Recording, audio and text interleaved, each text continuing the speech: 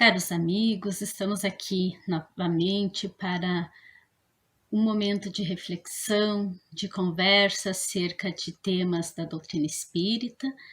Agradecemos o convite, a oportunidade do Centro Espírita Chico Xavier, aqui de Passo Fundo, e convidamos a todos, inicialmente, para fazermos a nossa prece, nos conectarmos a Jesus, o Divino Mestre, Ele que nos conhece profundamente, Ele que sabe das nossas necessidades e que também conta conosco no trabalho de edificação deste mundo melhor.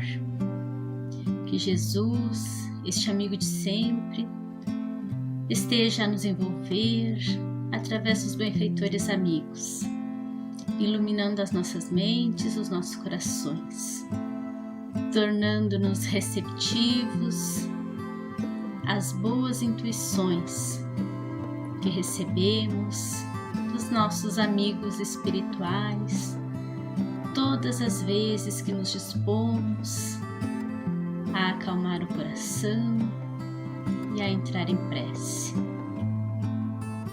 Que neste momento também todos nós possamos estar envolvidos pelos benfeitores e abrirmos os nossos corações para as reflexões sobre as leis divinas, os ensinamentos do Cristo e toda a elucidação que o Consolador prometido na figura da doutrina espírita nos proporciona. Então, falando em doutrina espírita, nós vamos lembrar do nosso mestre Allan Kardec, que deixa uma frase memorável que resume todo o ensinamento do Espiritismo. A frase é: nascer, morrer, renascer ainda, progredir sempre, tal é a lei. E é curioso como essa frase resume de maneira esplêndida todos os princípios da doutrina espírita. Resume qual o nosso objetivo. Nós, como espíritos imortais criados por Deus, inicialmente simples e ignorantes, e que caminhamos para esta perfeição, caminhamos para, ao longo do tempo, nesta linha evolutiva, aperfeiçoarmos-nos tanto intelectual quanto moralmente, e assim chegarmos um dia ao estágio de espíritos puros. E aí não precisaremos mais nascer, não precisaremos mais reencarnar. A interação do espírito na matéria é fundamental para que haja o progresso. É somente nesta interação que nós conseguimos desenvolver as potencialidades do espírito e conseguimos progredir, avançar. Então nós necessitamos desta experiência física, nós necessitamos desta interação da matéria, o que se dá pela encarnação.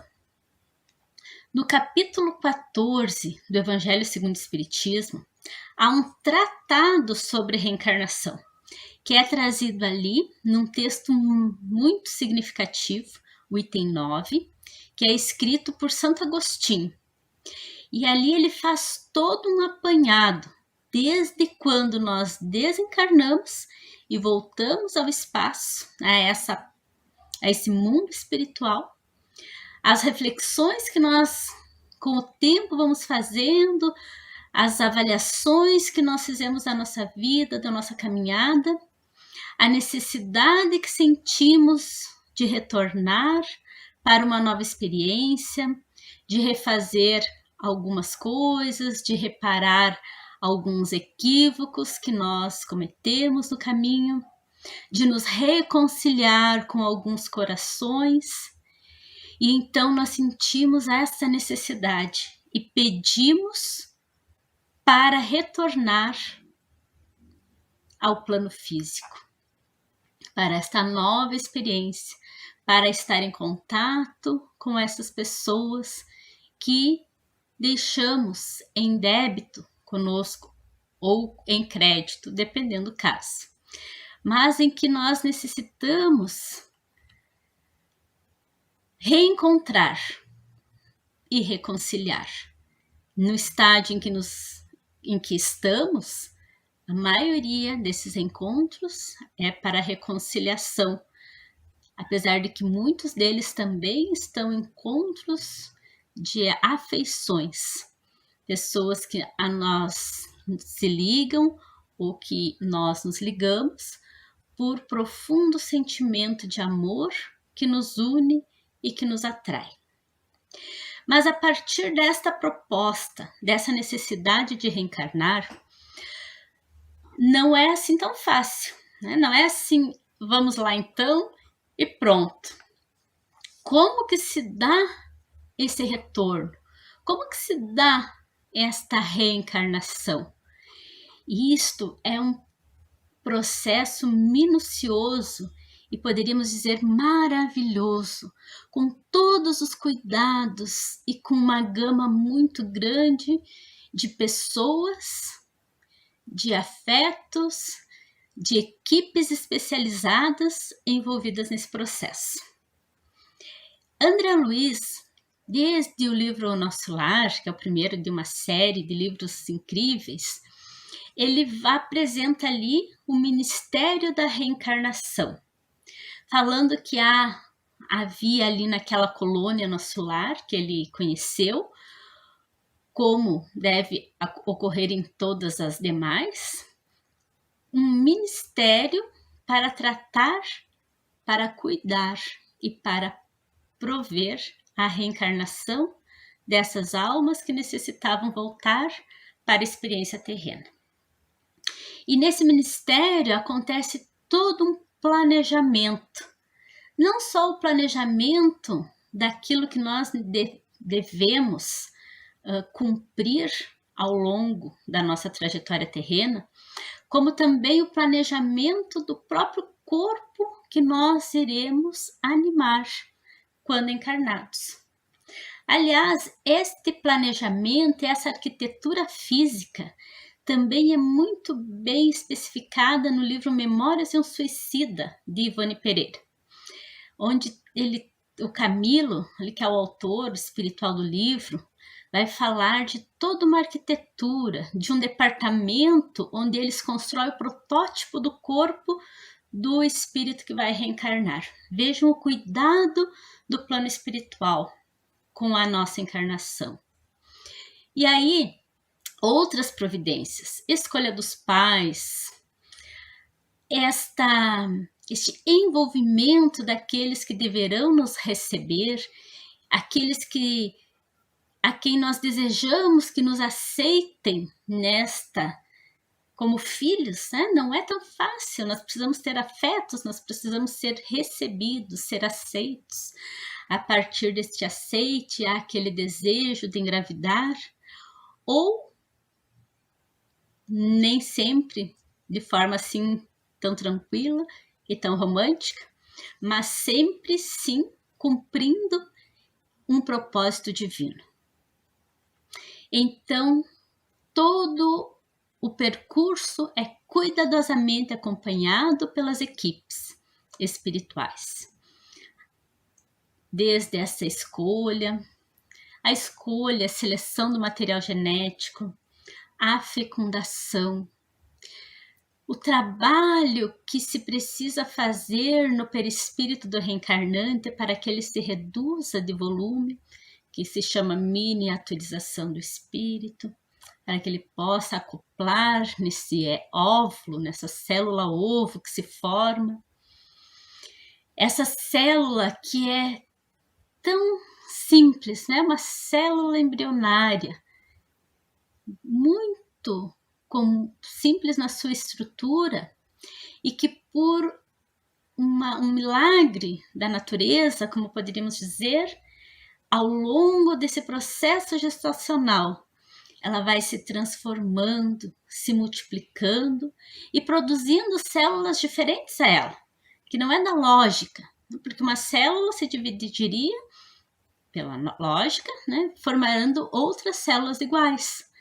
Mas o embrião, depois desse aglomerado de células embrionárias, essas células vão se distinguindo, vão se diferenciando, vão formando célula muscular, célula óssea, célula nervosa, célula cartilaginosa, célula sanguínea, célula adiposa, epitelial, tantos tipos diferentes de células.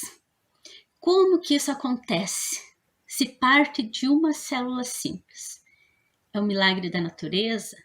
É um modelo, conforme a doutrina espírita nos explica, é um modelo perispiritual que o espírito fornece. Então, o perispírito é a forma sobre a qual aquele corpo se forma. Vejam o cuidado.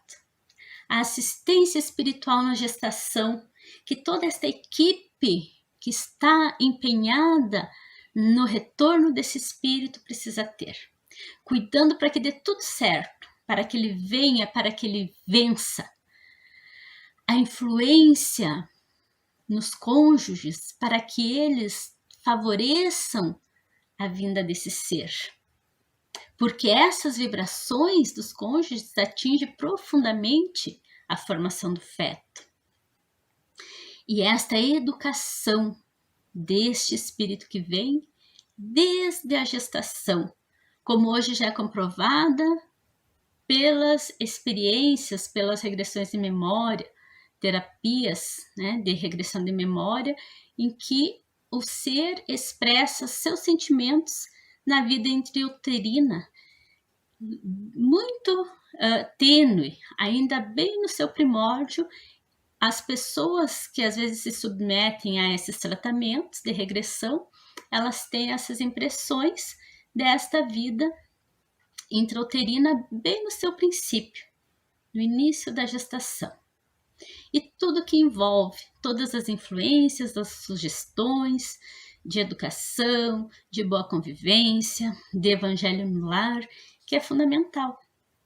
E André Luiz, então, analisando esse processo gestacional, ele vai dizer algo muito significativo. Ele diz que a paternidade e a maternidade expressam profundamente a mediunidade. A mãe é uma médium magnífica, o pai também, porque pai e mãe estão envolvidos ali num processo, num longo processo de materialização de um espírito que a eles está vinculado para que haja o progresso de todos. Vejam que frase maravilhosa de André Luiz. Os pais, então, são médiuns de materialização, porque trazem do plano espiritual este ser desencarnado, acoplando a forma física, materializando esse espírito ao longo desses meses, dessas 36, 38, 40 semanas gestacionais. E aí esse espírito então consegue adentrar ao mundo físico para essa experiência importante e necessária ao seu processo evolutivo e à educação de todo um núcleo familiar. E qual é a utilidade da infância? Né? Porque logo que se nasce, então, materializou o espírito, mas ainda não estamos prontos. Ainda necessitamos ali de cuidados, porque nasce o bebezinho ali tão necessitado, tão dependente de cuidados, necessita de amamentação, necessita de que cuidem da sua higiene, de que lhe protejam. E depois toda a fase da primeira e segunda infância. Por que passamos por essa fase? E Kardec pergunta isso aos espíritos, né? Qual a utilidade da infância? E os espíritos vão responder que, primeiramente, é para cativar a solicitude dos pais. Porque aquele ser que talvez tenhamos tido problemas de relacionamento no passado, agora, nesse corpo frágil infantil, nos desperta a candura, o amor, o desejo do cuidado. E aí está a inteligência divina.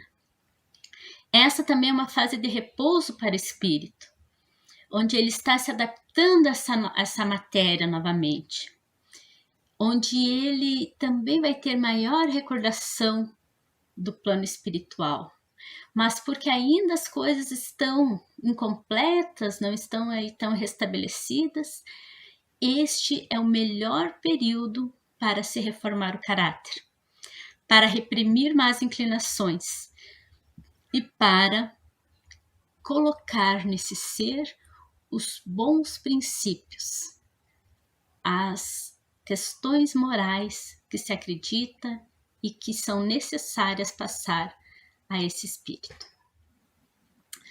Então, resumindo toda esta questão, dessa nossa necessidade de voltarmos ao plano físico, a lei humana, compreendendo isso, tem como seu primeiro direito natural, inscrito na Constituição do nosso país, por exemplo, e no mundo todo, ela é reconhecida como o primeiro direito natural do homem, o direito à vida, direito de viver.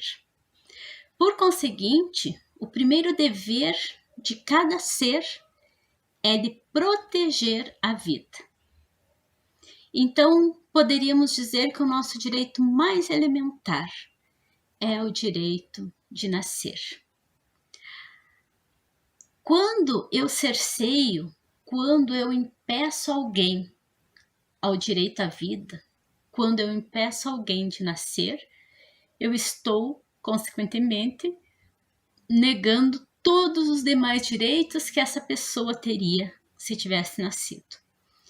Os nossos direitos básicos de cidadão, direito à liberdade, à educação, à saúde, ao trabalho, à justiça, à cidadania, todos esses direitos não têm sentido se nós não obtivermos o primeiro direito, que é o de nascer, que é o de viver.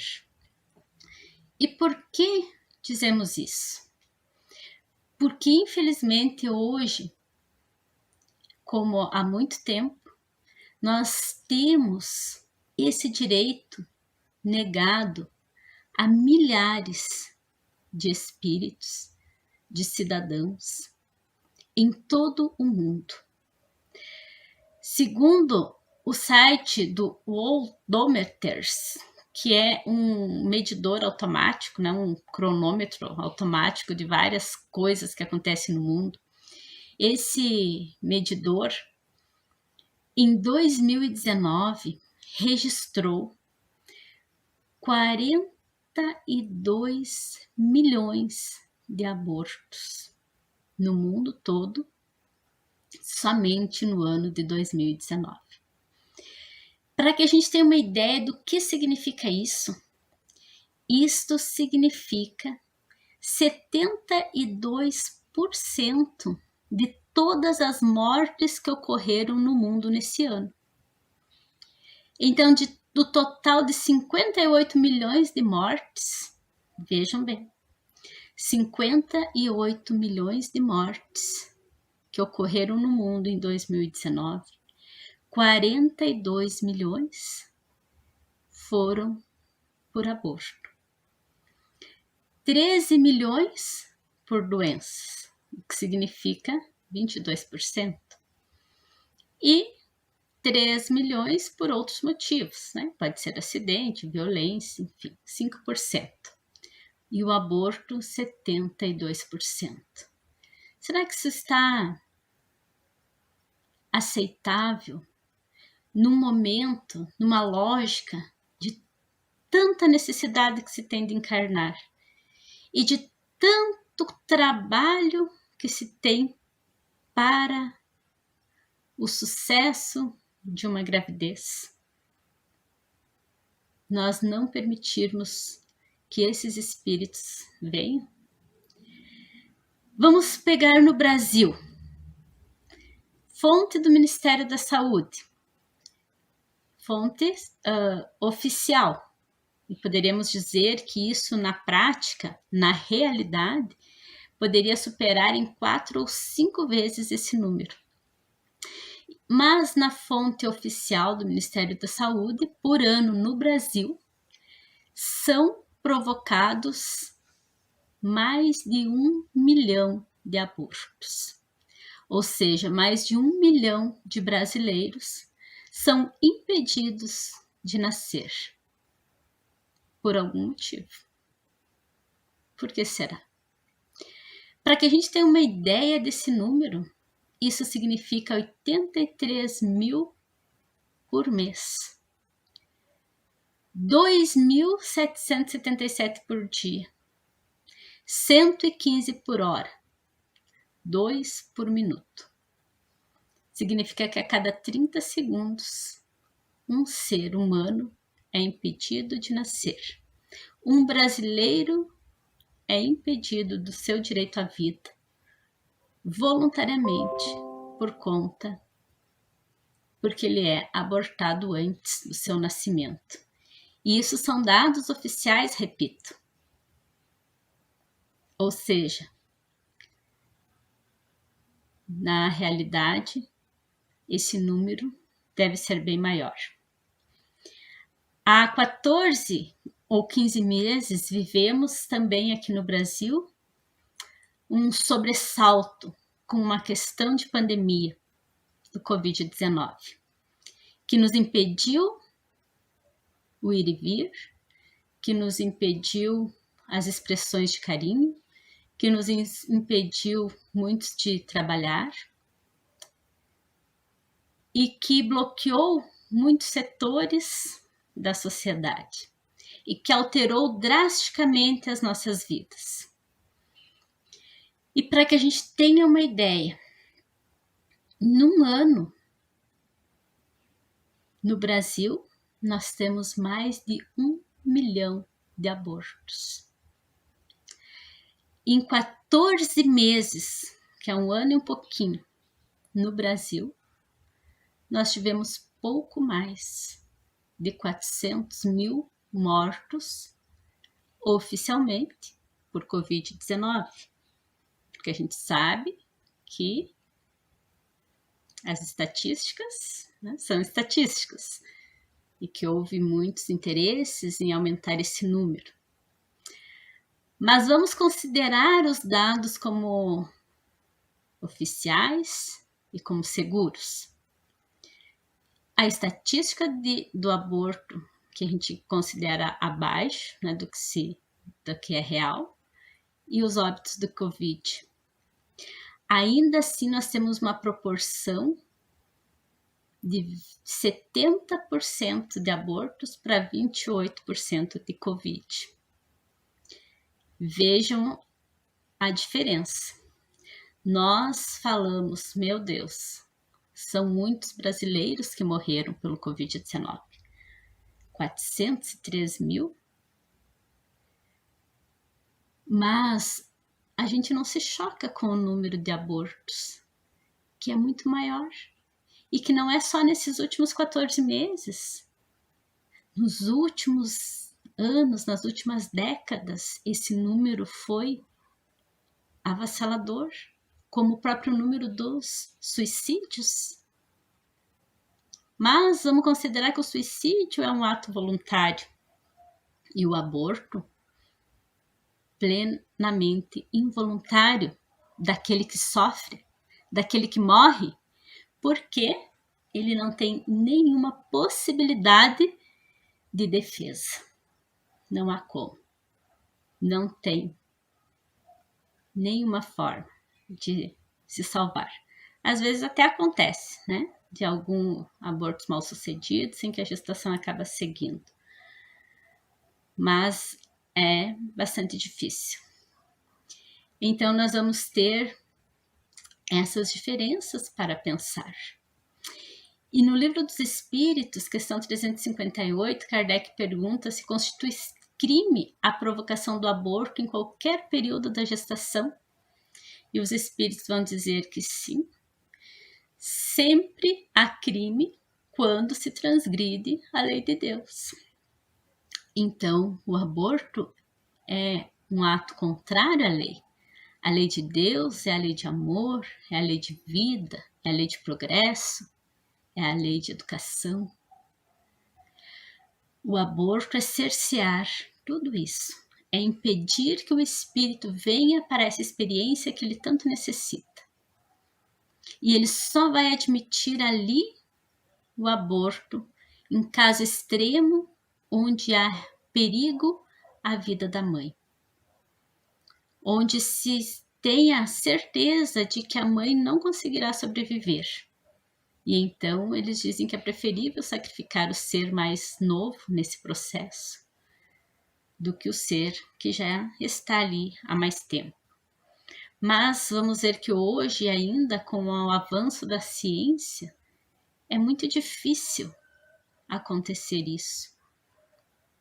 Apesar de vermos muitas mortes de mulheres na maternidade, mas não é por falta de habilidade, é muitas vezes por falta de atendimento necessário, por falta de valorizar-se o processo que está acontecendo. A gente sabe disso, que infelizmente é uma realidade que se vê.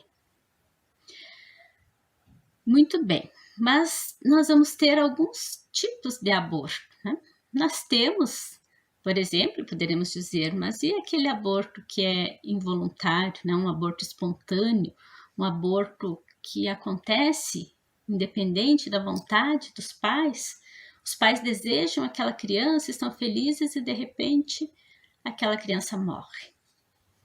Esse é o aborto espontâneo propriamente dito, que muitas vezes acontece sim, por muitas razões. Seja por uma necessidade de amadurecimento psíquico dos pais, que por erros passados hoje experienciam este sentimento, essa perda, essa frustração. Seja para o próprio espírito que está ali tentando reencarnar e que não consegue, que às vezes também tem seus débitos, também desprezou a vida e agora vem tentando viver e a vida lhe escapa das mãos. Não existem inocentes, existe identificação comum com a mesma problemática. Então, dependendo dos nossos débitos, nós vamos experienciar aquelas situações necessárias para que nós possamos crescer, amadurecer e aprender.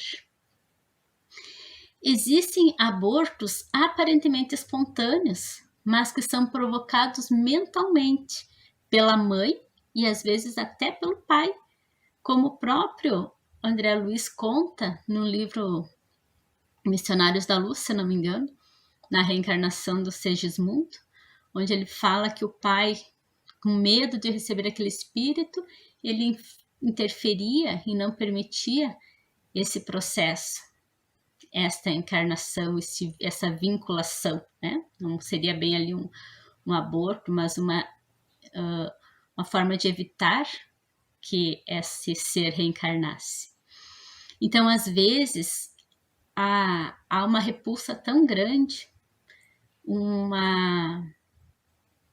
afastamento tão grande desse desejo, que as vibrações da genitora, ou às vezes até do genitor, repercutem sobre as ligações energéticas do espírito com o embrião e provocam esse desligamento.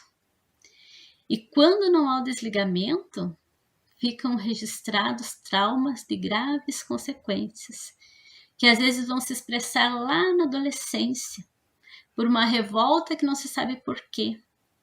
E aí vai se ver a origem, esse sentimento de rejeição na fase embrionária. Existem também os abortos aparentemente espontâneos que são provocados pelo espírito, o espírito que está reencarnando.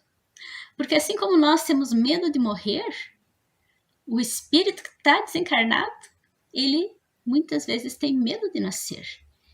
Ele está com medo das provas que ele vai enfrentar, ele está com medo das deformidades que talvez ele tenha que passar, das antipatias que ele vai encontrar na sua família.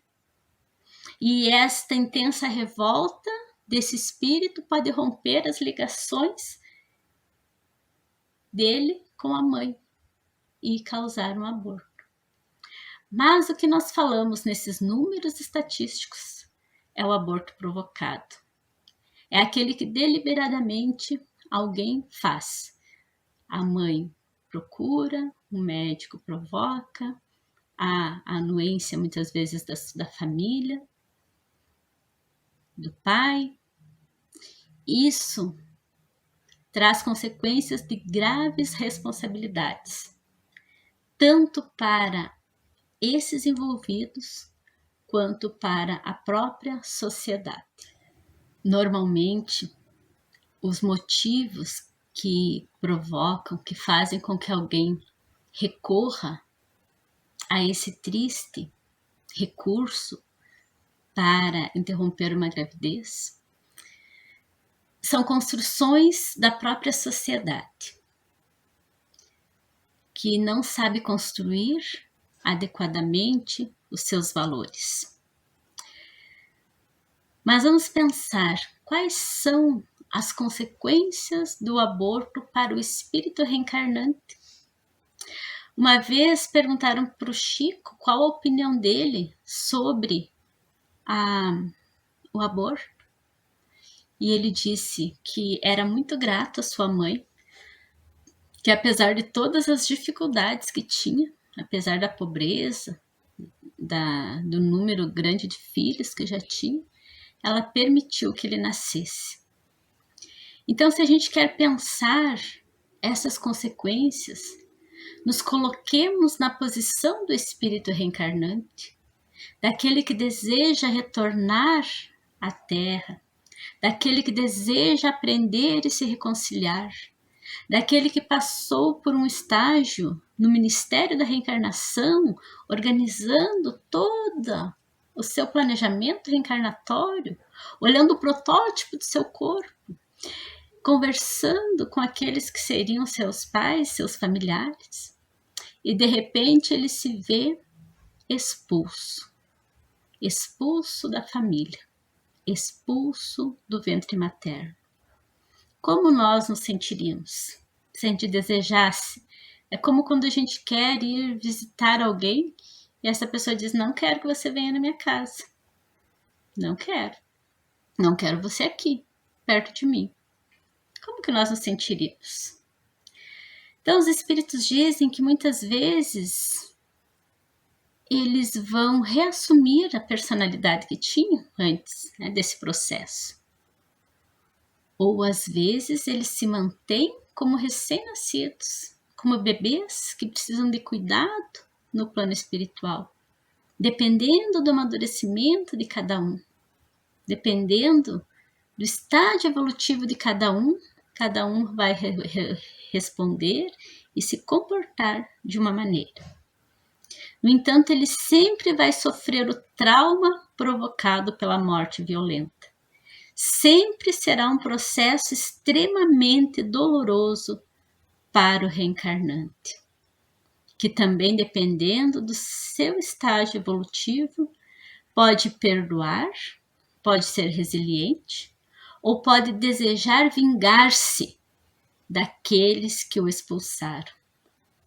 E dizem também os espíritos que o aborto é a causa das guerras no mundo, porque esses espíritos enxotados, eles ficam tão revoltados que eles passam a insuflar ódio, desejos de vingança, e eles estimulam a guerra no mundo.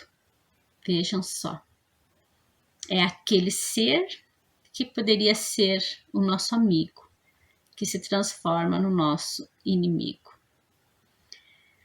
Quais as consequências para a gestante? Sem falar nos danos à saúde, que muitas vezes passa a ser bandeira de defesa, dizendo que muitas mulheres morrem em processos mal sucedidos de aborto, dizendo que então se deveria garantir que ela pudesse fazer isso de maneira segura. Segura para quem? Para ela? Maneira segura de você matar alguém para que você não sofra por isso, que você não morra. Não estamos aqui condenando, porque a gente sabe das pressões sociais que falamos primeiro, do desconhecimento, principalmente quando se trata de uma gestação de um feto com problemas congênitos, com má formação, onde a orientação do próprio profissional da saúde é pela interrupção, com vários argumentos materialistas de que não se deve continuar com algo que não vai dar certo. Para que você vai levar adiante uma gravidez se essa criança vai morrer? Mas perguntamos, quem de nós que nasce no corpo físico, que reencarna, que não vai morrer um dia? É nascer, morrer, renascer ainda, progredir sempre. Então, se vai morrer, já vamos matar antes. Todos nós vamos morrer. Ninguém tem segurança de tempo. Aquele bebê pode nascer saudável e pode morrer por algum outro motivo, logo ali. Mas pode nascer com problemas de saúde e viver muitos anos. Quem saberá? E desde quando nós temos condições de julgar quem deve viver e quem deve morrer? Nos colocar em posição de Deus, de deuses, para decidir sobre vida e morte. Nós não podemos tirar o que não podemos dar. E a vida, ela vem de Deus. Então, para a mulher, os danos à saúde são grandes, mesmo quando se tem todo um cuidado num procedimento. Mas o pior são os conflitos íntimos que se seguem, os processos depressivos, muitas vezes a própria loucura, o remorso, os desajustes mentais, desajustes perispirituais.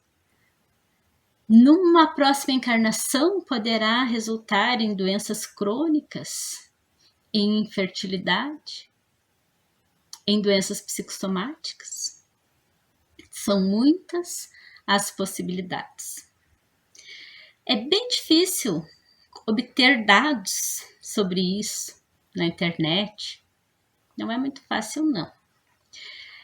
Mas se sabe que em países onde o aborto é permitido, é liberado, sem problema. Você deseja fazer um aborto, você vai lá na clínica, você recebe todo o atendimento certinho, com cuidados de higiene, de segurança.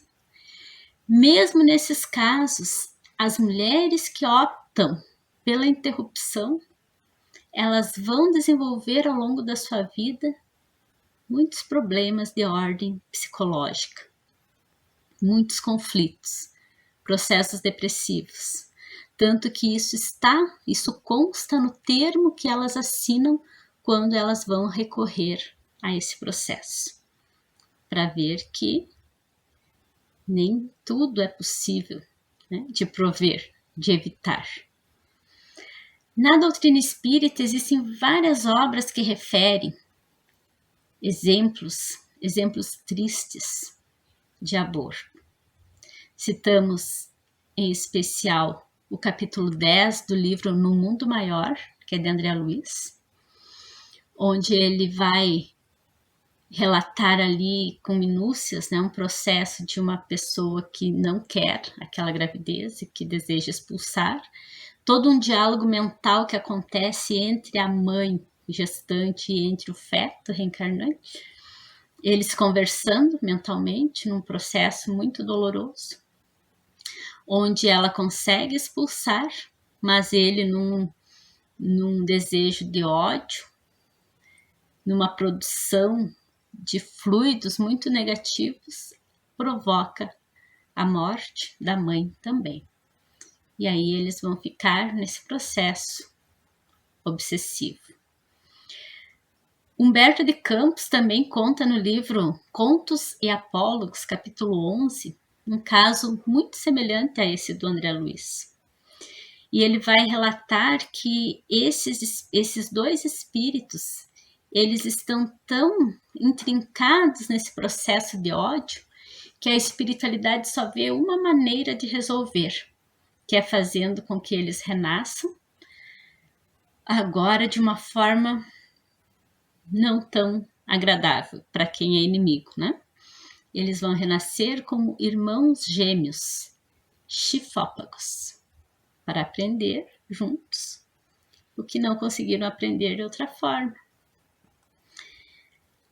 E pela psicografia de Divaldo Franco, pelo espírito Vitor Hugo, um romance belíssimo chamado Do Abismo às Estrelas, onde ele vai contar ali a história de uma médica que se tornou abortista e que teve todo um processo depois de consciência dos seus equívocos e de retorno.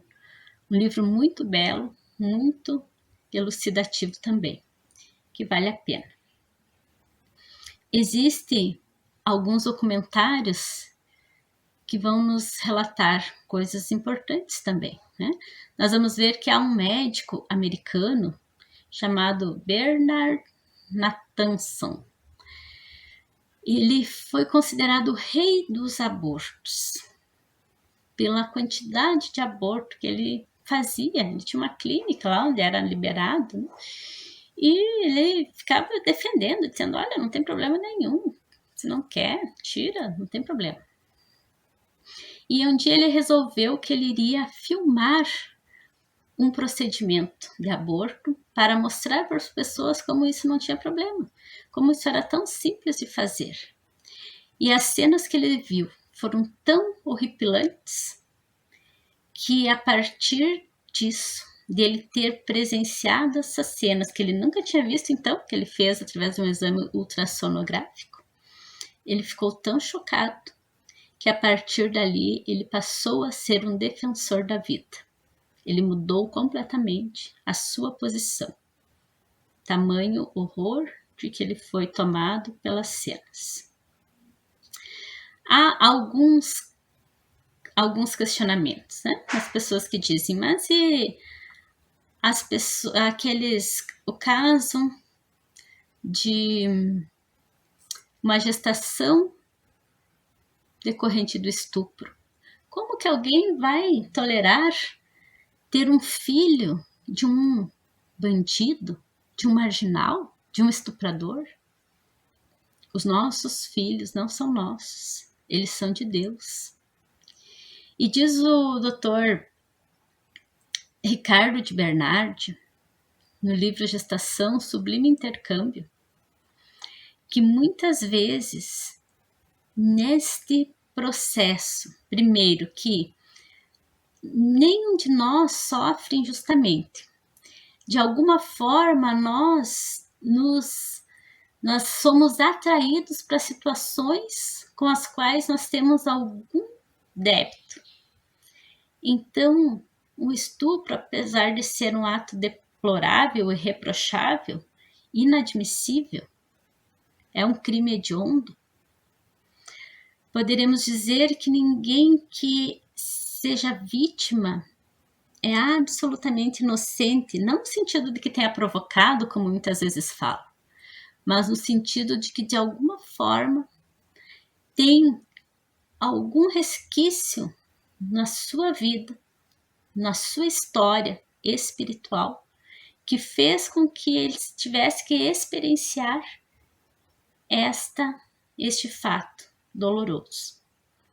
E que nesse caso, quando há gravidez, nós podemos ter ali duas hipóteses. A primeira é de que o reencarnante seja um obsessor que esteja rondando esta pessoa, esta mãe, e que neste processo ele, como está ali naquelas malhas energéticas, ele acaba sendo atraído para este embrião que se forma. Então nós temos ali a oportunidade de transformar um inimigo num amigo, recebê-lo nos braços e cuidar dele. A segunda hipótese é que o guardião, o espírito amigo, o protetor espiritual desta mulher, que está ali também tentando protegê-la, na iminência de uma gravidez, ele se oferece para reencarnar. Então veja só, nós termos ali a possibilidade de receber nos braços um anjo que vai, muitas vezes depois, ser aquele que nos cuidará, que nos protegerá, apesar de todo o sofrimento da experiência. Podemos pensar também, e na questão das malformações, como falamos antes? Todas as síndromes que ocorrem, nós sabemos pela doutrina espírita que todos nós somos predispostos, né, a determinadas doenças ou a determinadas malformações. E se o corpo que recebemos será, no nosso ponto de vista, imperfeito, é porque algum motivo há. Se a criança que estamos gestando, ela não é exatamente de acordo com aquilo que sempre sonhamos, isso é o que ela necessita e que nós também necessitamos. Então o espírito, nós falamos no início, ele recebe o corpo necessário. Esse corpo não é um acaso, não é um acidente da natureza, ele é minuciosamente programado. Só terão filhos com má formação os pais que estão preparados para essa circunstância, que necessitam dessa experiência e que provavelmente tiveram envolvimento para que esse espírito tivesse esse problema perispiritual, porque o corpo é moldado no perispírito. Então, todos nós somos envolvidos e precisamos aceitar.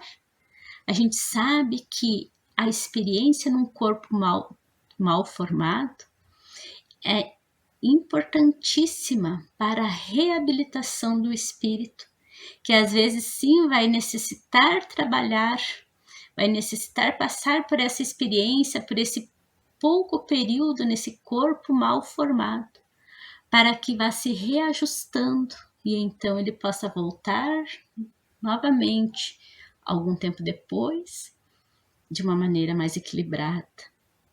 O corpo é o exaustor do espírito. É através do corpo que nós curamos as mazelas da alma. Então, receber uma criança com deficiência, uma criança com malformações, é um ato de amor e nós necessitamos dar a esta criança todo o cuidado, todo o amor que nós dedicaríamos por qualquer filho nosso, porque ele merece e porque nós necessitamos fazer isso. Mas se por algum motivo na nossa vida nós tenhamos cometido um aborto, nós tenhamos instigado alguém a cometê-lo, o que vamos fazer? Dando-nos conta do equívoco. O remorso não ajuda, só nos leva ao abismo. O que nós necessitamos é a oração. A oração nos ilumina e nos fortalece. E pela oração nós vamos encontrando os caminhos do reajuste. A adoção é algo muito belo e que nos ajuda muito. Mas nem sempre nós temos essas condições, essas possibilidades. Então, trabalhar a caridade, trabalhar com gestantes carentes, com berçários assistenciais, com menor abandonado, com famílias carentes, dar a essas famílias que têm os seus filhos, mas com dificuldades de criá-los, ajudá-los a ter condições de dar dignidade a esses filhos, os filhos do mundo. que necessitam tanto de atenção. Há muitas possibilidades.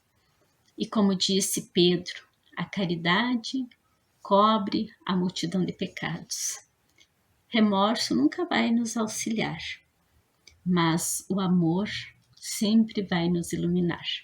Não importa o que nós temos feito na vida, importa é que a gente decida pelo bem e pelo amor. Então nós agradecemos a atenção e o acompanhamento de todos aqueles que nos deram esta honra de nos escutar. E vamos encerrar com a oração de São Francisco, que diz: Senhor, faz de mim um instrumento de tua paz.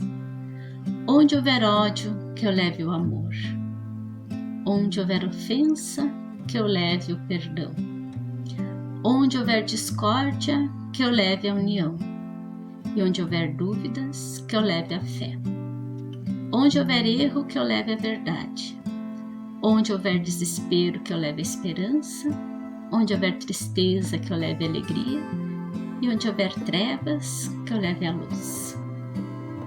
Ó Mestre, faz com que eu procure mais consolar que ser consolado, mais compreender que ser compreendido, mais amar do que ser amado, pois é dando que se recebe, é perdoando que somos perdoados, e é morrendo que nascemos para a vida eterna.